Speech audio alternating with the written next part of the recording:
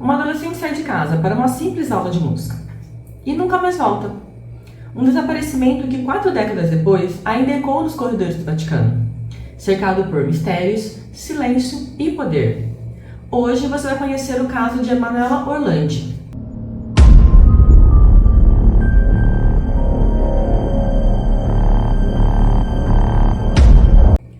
Antes de começarmos, já deixe seu like, comente sua opinião, compartilhe esse vídeo e se inscreve aqui no canal.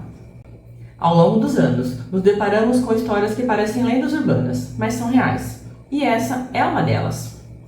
Uma história que atravessa gerações e ainda hoje segue sem resposta. Tudo começa em Roma, capital da Itália, uma cidade com mais de 2,8 milhões de habitantes e séculos de história sob seus pés. Conhecida como a Cidade das Sete Colinas, ela abriga também o menor estado do mundo, o Vaticano. Um território independente, não reconhecido formalmente como país pela ONU, mas com um enorme peso religioso e político. Foi nesse ambiente fechado, entre muros e protocolos, que cresceu Emanuela Orlandi. Ela nasceu em 14 de janeiro de 1968. Filha de Maria e Ercole Orlandi. Tinha 4 irmãos. Era a quarta entre eles. O pai, Ercole, trabalhava na Casa Pontífice, responsável por organizar os compromissos do Papa. Era um cargo de confiança, o que garantia à família uma vida estável dentro do Vaticano. Emanuela era uma adolescente introspectiva, talentosa e apaixonada por música. Tocava piano, flauta transversal e cantava em corais. Ela estudava na escola de música de Santo Apolinário e mesmo durante as férias seguia firme nas aulas. Foi numa quarta-feira, 22 de junho de 1983, que tudo mudou. Emanuela saiu para a aula de flauta, como fazia sempre. Ela estava ensaiando para tocar no casamento da irmã, marcado para setembro. Antes de sair, pediu ao irmão Pietro que a acompanhasse. Ele recusou. Era comum ela ir sozinha. Tiveram uma pequena discussão. Emanuela saiu. Chegou atrasada, segundo a professora. Estava inquieta, distraída.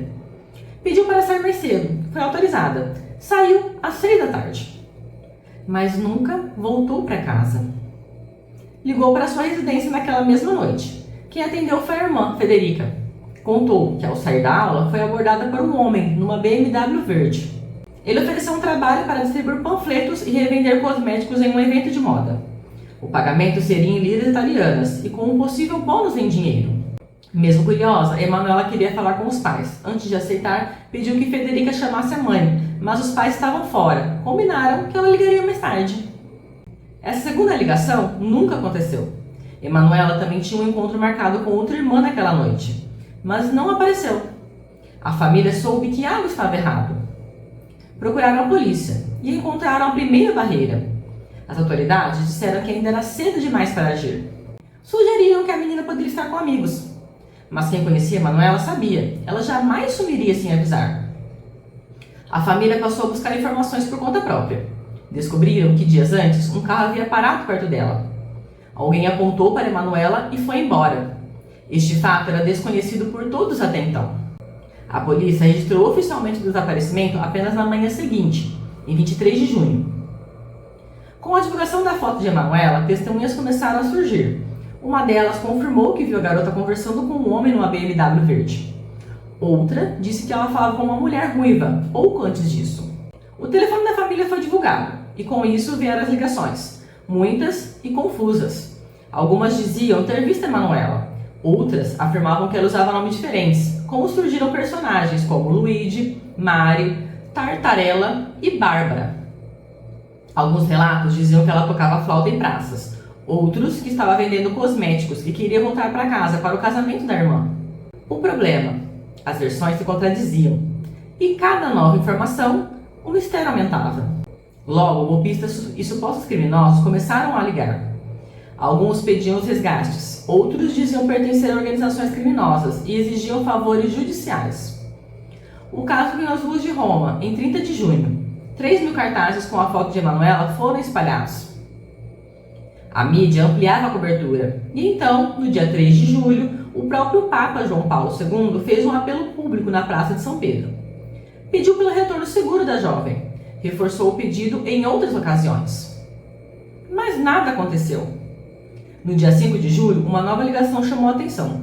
Um homem com sotaque estrangeiro dizia pertencer aos Lobos Cinzentos, um grupo extremista turco. Afirmava que Emanuela estava viva, em cativeiro, e fazia uma proposta absurda: libertá-la em troca da soltura de Mehmet Ali Agca, o homem que tentou matar o Papa em 1981. Segundo ele, Luigi e Mário, que já haviam ligado, também fariam parte do grupo, mas o próprio Agca negou tudo. Disse que não conhecia os envolvidos e que não desejava ser libertado. Ainda assim, uma fita com a voz feminina dizendo ser Emanuela foi enviada. A família reconheceu a voz, mas as autoridades consideraram insuficiente como prova. A investigação tomou outro rumo, quando o mecânico afirmou ter consertado uma BMW verde, como a descrita pelas testemunhas. Informou o nome do dono. A polícia foi até o local. Uma mulher os recebeu, negou tudo e expulsou os agentes. Curiosamente, o investigador que conduziu a visita foi afastado logo depois. A própria casa dos Orlandi passou por perícia, mas os resultados nunca foram divulgados. Pouco depois, o homem misterioso voltou a ligar. Disse que pistas estariam no aeroporto internacional Leonardo da Vinci. De fato, em uma capela do aeroporto, encontraram cópias de documentos de Emanuela e partituras musicais. Parecia um recado: ela passou por aqui. Mas o tempo passou. A urgência das autoridades diminuiu. A família relatou que, informalmente, muitos já não acreditavam que ela estivesse viva. 4 meses após o desaparecimento, mais uma ligação. A última. O homem nunca foi identificado. Teorias não faltaram. Uma amiga de Emanuela, filha do mordomo do Papa, contou anos depois que também vinha sendo seguida por um homem. E se o alvo não fosse Emanuela? E se ela tivesse sido confundida com essa amiga que frequentava o mesmo trajeto e tinha ligação com o Vaticano? Esta hipótese foi considerada, mas nada foi comprovado. O caso foi arquivado em 1997. Emanuela foi declarada morta apenas em 2001. O mistério estava longe do fim. Um túmulo vazio dentro do Vaticano, ossadas misteriosas, ligações com a máfia italiana e denúncias de abuso sexual envolvendo o alto escalão da igreja. Meses após a declaração de morte, em 2001, um fato bizarro acendeu as dúvidas. Um crânio humano foi encontrado dentro de uma sacola no confessionário de uma igreja, próxima ao Vaticano. A mídia especulou que pudesse ser de Emanuela, mas os exames não confirmaram. As informações eram vagas e o caso voltou a ser silenciado. Em 2004, o pai de Emanuela, Ercole Orlandi, faleceu sem ter respostas. Ele havia dado uma última entrevista pouco antes, reafirmando sua convicção de que a verdade estava sendo escondida. 7 anos depois, em 2011, uma ligação anônima para um programa de TV italiano indicou que Emanuela estaria enterrada na igreja de Santo Apolinário, o mesmo lugar onde ela estudava música. A informação levou a uma escavação. Lá foi encontrado o túmulo de um mafioso, Enrico De Pedis, integrante da Banda della Magliana, uma organização criminosa que atuava em Roma na década de 70 e 80. A surpresa: os restos mortais no túmulo não pertenciam apenas ao mafioso. Havia ossadas de várias pessoas. As análises confirmaram, nenhuma delas era de Emanuela. Mas o elo entre a Banda della Magliana e o Vaticano estava traçado. Sabrina Minardi, amante do mafioso, chegou a declarar que ele estava envolvido no desaparecimento de Emanuela e que havia um esquema de corrupção e abusos dentro da cúpula da igreja. Nenhuma dessas acusações foi investigada a fundo. Em 2012, uma declaração chocante jogou mais lenha na fogueira. Gabriele Amorti, exorcista do Vaticano, por mais de 20 anos, afirmou que Emanuela teria sido sequestrada por um grupo interno da igreja, com a participação de policiais e diplomatas. O motivo: exploração sexual em festas secretas. A morte disse que depois de abusada, Emanuela teria sido assassinada para encobrir o crime. Nenhuma dessas afirmações foi oficialmente desmentida pela igreja, mas também não houve abertura para uma investigação. Com o passar do tempo, teorias ganharam espaço. Algumas diziam que Emanuela estaria viva, escondida na Turquia. Outras que ela foi mantida em segredo dentro do Vaticano, disfarçada de freira. Nenhuma dessas hipóteses foi levada a sério pelas autoridades. Em 2013, uma conversa informal entre Pietro Orlandi e o Papa Francisco gerou um novo abalo. Segundo Pietro, o pontífice teria dito: "Sua irmã está no céu." Foi a primeira vez que um Papa sugeriu diretamente que Emanuela estivesse morta. Pietro ficou em choque. Esperava mais. Mas não houve explicação nem continuidade. 5 anos depois, em 2018, Obras na Nunciatura Apostólica, a Embaixada do Vaticano em Roma, revelaram ossadas humanas enterradas em um porão.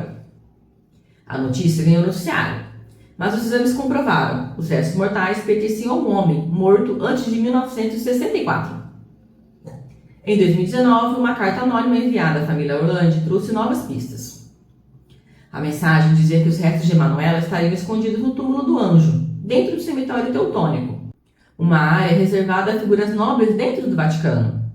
A justiça autorizou a abertura do túmulo. No dia 11 de julho, uma equipe com peritos, promotores e representantes do Vaticano foi até o local. O que encontraram foi inacreditável. O túmulo estava completamente vazio. Nem Emanuela, nem as princesas que deveriam estar enterradas lá. Onde estavam os corpos? O Vaticano notificou as famílias das princesas, mas não deu explicação pública. Dias depois, 2 ossários foram localizados nas proximidades. As ossadas foram analisadas.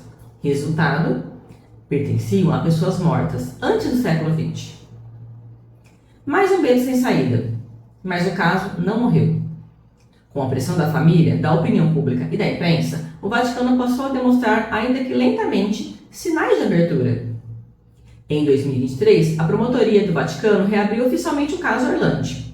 E pela primeira vez, membros da igreja passaram a ser ouvidos formalmente. Pietro Orlandi segue sendo a voz da resistência. Ano após ano, ele se recusa a deixar que a memória da irmã se apague. Ele quer uma resposta e quer que o mundo continue se perguntando: onde está Emanuela Orlandi? A história de Emanuela vai muito além do desaparecimento. É uma ferida aberta na Itália e uma sombra sobre o Vaticano. Aqui no Enigma Criminal, cada episódio é uma nova peça do quebra-cabeça. E você? O que você acha que realmente aconteceu com Emanuela? Não se esqueça de curtir, compartilhar, comentar. Se inscreve aqui no canal. E até a próxima!